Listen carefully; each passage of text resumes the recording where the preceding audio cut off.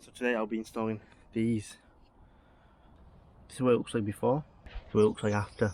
So I'm going to glue it just like that with like some 2-part epoxy, like a Gorilla Glue or something like that. It's going to look mint. This is what it looks like after I glued it. Honestly, you can't even tell that it's fake. Look how good that looks.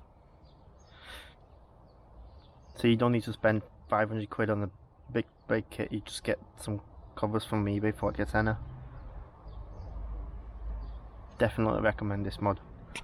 That's what it looks like with the wheel on. Absolutely, you can't even tell that they are fake at all.